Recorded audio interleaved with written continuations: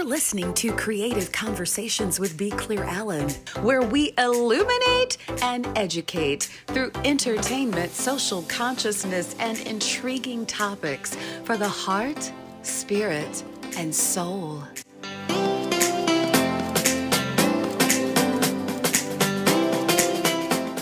You have now entered into Scene 1. We also call it the mini topic.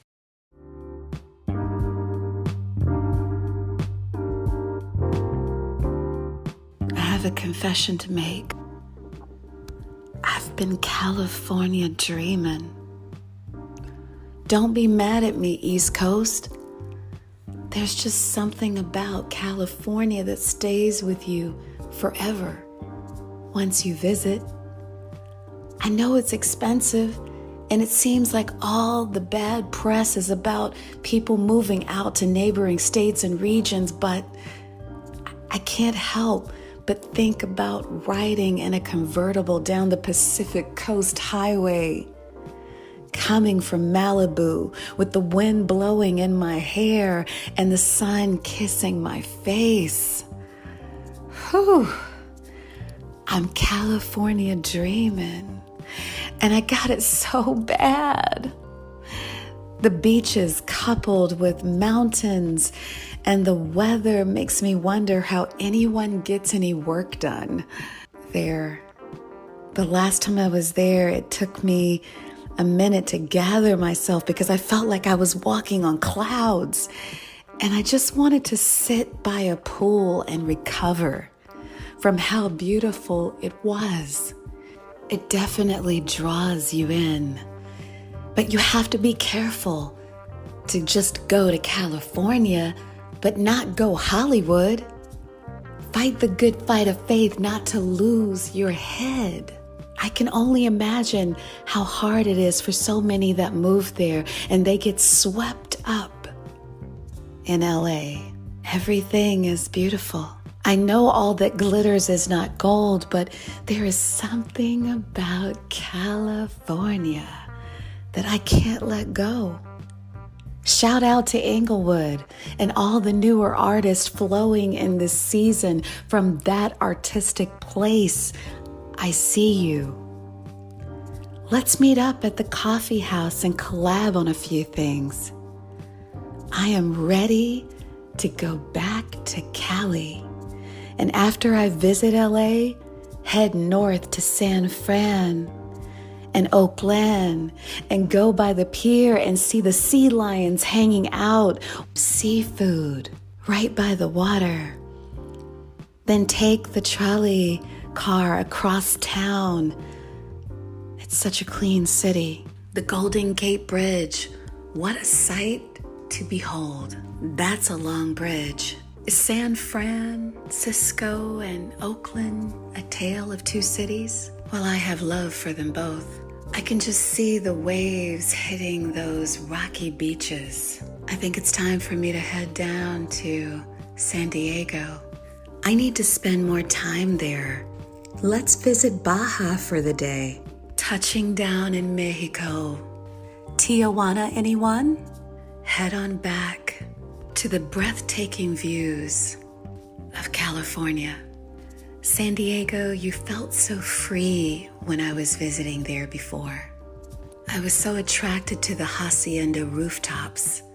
I hung out at one of your beautiful beaches there, and then I headed back to LA. As Sir says, take me back to LA, where the weather is good. Take me back to LA. Don't want to give the road a second look. Take me back to LA.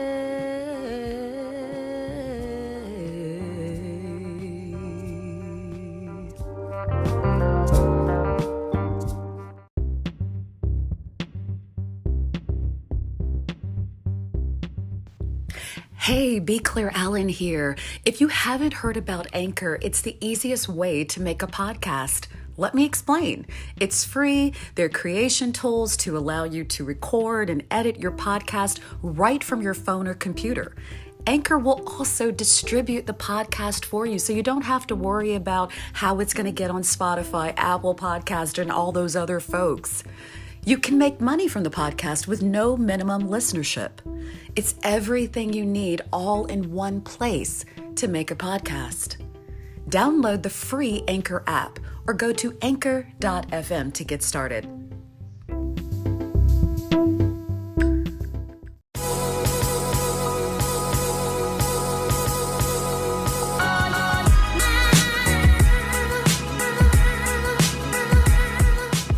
Hi everybody, check out this conversation about Polycystic Ovary Syndrome, otherwise known as PCOS. It's a huge topic, especially in the last, I would say 5 years or so. I've been hearing so much more about it, and it's affecting so many women. If you know someone that has these symptoms, send this to them. Who knows? This may be a conversation that changes their life. I have two guests today, Jazmin and Genessa, who are going to share their personal stories.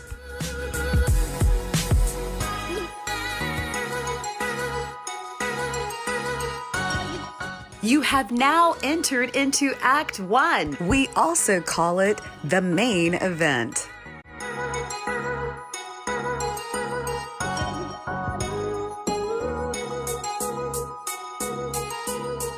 So, how long have both of you lived with what doctors diagnosed as PCOS?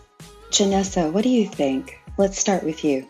So I started to notice some issues when I was maybe 22, 23, but I wasn't really actually diagnosed with it until I was 32. So it took a while.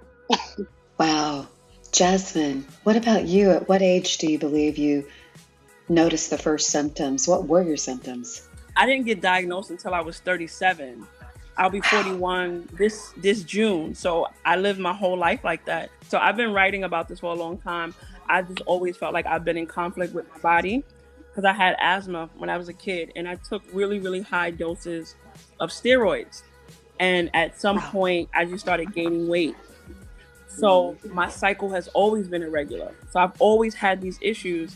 And as I got older, I had just kind of like accepted it. But it was kind of like the same conversation. You need to lose weight. You need to do this. You need to do that. Janessa, what do you think? At the point when I was really into it, it was fertility for me, plus the heavy cycles, plus the hair on my face, and of course, again, the weight gain. So I did go through a lot. I had spent a lot of time researching Black GYN doctors, Black women. Yeah. And I found this woman, and literally on my first visit, she gave me a pap smear, a sonogram, a urine test. Like, she did everything my first visit. And she was like, you have PCOS. And I was like, what is that? And it it just changed everything. Wow. And I think it's important, just in case someone who listens to this that is not Black, why did you need a Black physician? For me, I just needed, I think it was the climate. It was a lot of different things happening. Like, so let me, as a kid, I didn't have the best medical coverage because I grew up in Brownsville, right? So our medical situation it is what it is, right? In that neighborhood. But as I've gotten older, I've always had good medical coverage and I've always had good doctors, but I've always been uncomfortable with male GYN doctors, always. I see. But I've had other women who were Black doctors, along the way, but they were never OBGYNs. And it just felt like they didn't exist. So I just specifically was like, I want to talk to a Black woman because I know that she's going to understand the language and the pressure around having a regular cycle, around wanting to have children, around what that looks like to be like an educated Black woman trying to do these other things. I just felt like she would understand what I was saying. Well, I was searching for a Black woman, but I also was searching for a woman who was also open to holistic approaches. I didn't want to be just cut off. I wanted to be heard. I wanted to be able to say what I needed to say without being fake about it. Because a lot of times, a lot of people go to the doctor and they don't tell them everything, or they feel rushed or whatever. I needed to be heard. And then actually, to be really honest, I was researching myself and I asked to be tested for PCOS, or I asked, hey, could this be PCOS? So unfortunately, my doctor didn't come out with PCOS. Good stuff, Genessa. I tell you, that's why we had you on here several weeks ago talking about health and wellness. And, our first segment was fighting for your health. And that's what it feels like. It feels like you're constantly trying to fight for your health, especially when it comes to PCOS, but even other conditions. And you're fighting to get to the best doctors. We have some of the best healthcare in the world. Everybody knows that. But there's also this fight to get there. Not everyone gets the proper diagnosis. It's this constant struggle between healing and health and diagnosis. Why is this so hard to get diagnosed by your doctors? It's crazy. Again, I think it's kind of fear, because a lot of women don't talk about their issues. So if you hear heavy cycles, you think, oh, well, my mom had heavy cycles. For some reason, a lot of our symptoms are normalized. Like, that's just what we go with. And that was I think that's the biggest issue. Everything is normalized. And then so it's like, oh, everybody has heavy cycles, or everybody has long cycles. Everybody has days when you can't get out of the bed and your cramps are that bad. You're having trips and it hurts. Oh, maybe, it's just too normalized. And the symptoms aren't normalized. So they don't, unfortunately, get into it and says, let me figure out what's going on with you. Because to them, it's just normal. Yeah, that's a big thing. I think for me and my family, I don't know, because like if you go to my blog, I talk about like this whole conversation about beauty, right? So it was like kind of connected for me. So whenever I went to the doctor, it was always the same thing. There's like this perception of black people not eating healthy anyway, right? So it's like, it's your fault because you're gaining weight because you're not eating well. Right. And then in the family, it was, oh, you're big, but you're beautiful. And and it was just so confusing. It's like, I'm confused because my doctor thinks it's my fault. My family is like, nothing is wrong with you. And I'm telling you people that this is not me, that I'm not eating. Like, you know what I mean? Like when you're young, you don't know how to eat properly. But as I've gotten older and I've educated myself, I eat really, really healthy. And it just didn't make sense. Like I really thought that I was having a nervous breakdown. Like I started having panic attacks because I really thought that I was losing my mind. I was like, I know I'm not eating crazy, weight not coming off. Right. And nobody could tell me. And it was just like, it felt like nobody was listening. Like everybody thought I was just being like vain or something like that. The mental part was the hardest because like she said, you're working out, you're eating correctly, and you're stepping on scales and you're still gaining weight, or you're just, and it's just, the mental part is very hard. Absolutely. And, and I'll admit, I didn't know anyone directly that said that they had PCOS. I might have heard it in passing and it didn't ring any bells. And so everyone just carried on with their day thinking it's no big deal. Another female situation that is normal. Why are we hearing more about PCOS in the last 5 years than ever before? Why has it been this huge secret with this underground society that's been suffering for decades? I don't know, but I remember the first time I heard PCOS discussed on national television.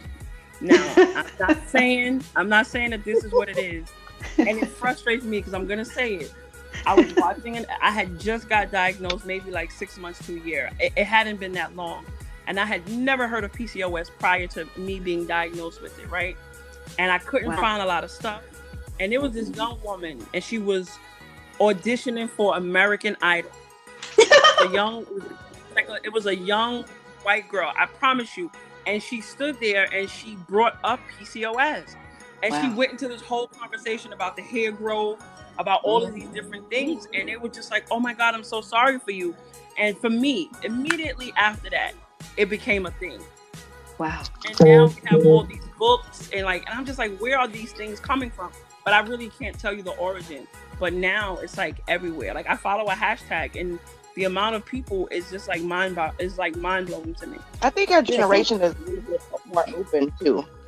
About issues, about what we're experiencing, because a lot of times in our community we don't discuss a lot of things, but I feel like our generation is more open to conversations and to being honest about what we experience. as women and what we go through, and we're unapologetic about being very open about who we are. So I feel like that's the difference, because Absolutely. people, like I said, aunts and grandmas and everybody had hair on their face, and it was just, that's the lady with the beard. Or, Yeah. Oh, yes. so it was just, nobody talked about it. No. We saw it, but we didn't ask why. And they probably didn't ask why. It was just, hey, that's what we do. But our generation is way more open about our experiences and what we go through. So now I feel like it's more talked about because we're talking about it. Right. I never thought about that either, because, I had a couple of cousins growing up, and I saw the facial hair get progressively worse over time. Yeah. Didn't even, I thought odd, I was still a child, and even when I became adult, odd, but accepted. There's nothing we need to talk about. It's normal. Hi, everybody. Did you enjoy the conversation about PCOS with Jazmin and Genessa? I tell you, I sure did. It's so needed. And we're going to continue this conversation on next week's segment. Remember, every Sunday, Creative Conversations. If you want to connect with Genessa Travis, Juices706 is her handle on almost all of her social media. If you want to connect with Jazmin, you can reach her on Instagram under pretty__unattractive.